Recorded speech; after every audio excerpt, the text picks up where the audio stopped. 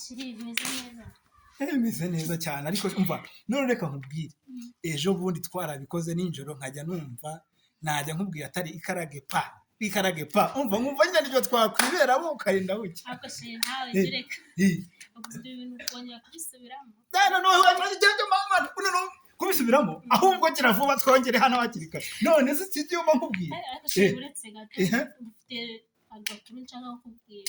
Ako si umva ngwino tugende tubanze turano hari agashambure tubanze tubikurikirane rimwe kabiri gatatu kane nko ku 10 nzi mbwira ingwandize neza. Sheri ni nka surprise nyine reka mbanze. Surprise.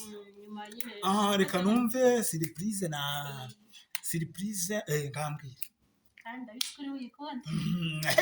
Nkanabikunda cyane nkabikunda no sasa kugira ngo nabyemere nkongera nkabikunda. Nyine. Ubwo duheruka. Ibyo twakoze nyine. Sibyo sinakubwira ngo no tubyongere nyine. Buretse.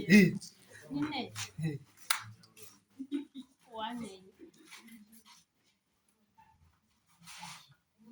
Ako sheri sizikari bizana ndagukunda urabizi. Ngo nagize gute? Wanenda. Siko mbona uhindutse. Sheri. What? Ngiye naguteye inda. Yego.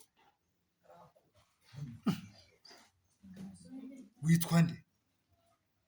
Sheri ntago wabinkora. Subisi ko dukundana.